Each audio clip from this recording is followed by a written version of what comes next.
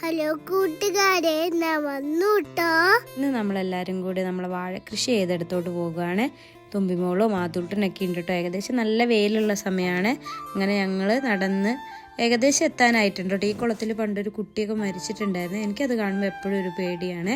തോട്ടിലൊക്കെ വെള്ളം കുറവാട്ടോ, ഈ കുളത്തിൽ നിന്ന് വരുന്ന വെള്ളം കേട്ടോ. അങ്ങനെ നമ്മളെ വാഴയിൽ എത്തിയിട്ടുണ്ട്.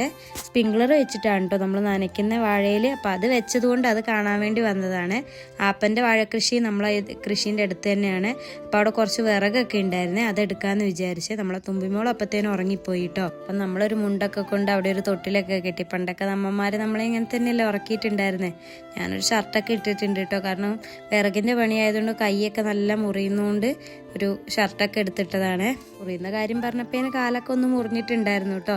നമ്മളവിടെ നിന്നുണ്ടായിരുന്ന കയറൊക്കെ എടുത്ത് വിറകൊക്കെ വെട്ടിയിട്ടതായിരുന്നു കേട്ടോ. അതുകൊണ്ട് എടുത്തൊന്ന് ഒതുക്കി അടുക്കി കെട്ടി വെച്ചാൽ മതി. നമ്മൾ അതുട്ടനപ്പത്തേന് പാളയിലും മണ്ണിലൊക്കെ കളിയാട്ടോ. നമ്മളും കുറേ കളിച്ചതല്ലേ, അതുകൊണ്ട് ഞാൻ എന്തായാലും അവനെ എണിപ്പിക്കാനൊന്നും നിന്നില്ല. അവിടെ ഇരുന്ന് കളിച്ചു കേട്ടോ. ശല്യമൊന്നും ഉണ്ടായിരുന്നില്ല കേട്ടോ. കുറേ നേരം അവിടെ ഇരുന്ന് കളിച്ചേ. അതുകൊണ്ട് സമാധാനത്തിൽ നമുക്ക് വിറകൊക്കെ ഒതുക്കി കെട്ടി വെക്കാൻ പറ്റിയിട്ടുണ്ടായിരുന്നേ. പാളയിലെ കളിയൊക്കെ കഴിഞ്ഞ് പിന്നെ പുല്ല് പറിക്കലായിട്ടോ കൃഷി.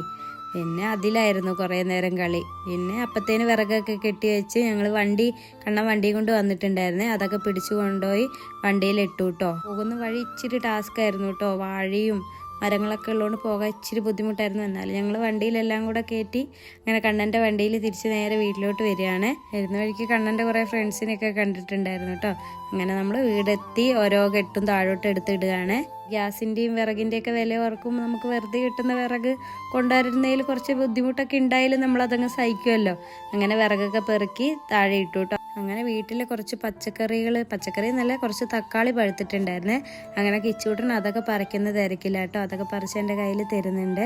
പിന്നെ നമ്മളെ വീട്ടിലൊരു ചെറിയ എന്ത് ഉണ്ടായാലും നമുക്കൊരു സന്തോഷമല്ലേ കാണുമ്പോൾ. അപ്പോൾ അതൊക്കെ അവനെ കൊണ്ട് തന്നെ പറപ്പിച്ചു കേട്ടോ ഞാൻ. എന്തായാലും അവൻ ഭയങ്കര ഹാപ്പി ആയിട്ടോ. അപ്പോൾ ഇന്നത്തെ വീഡിയോ എത്രയേ ഉള്ളൂ. അടുത്ത വീഡിയോ ആയിട്ട് വരുന്നത് വരെ Tata bye bye, take care.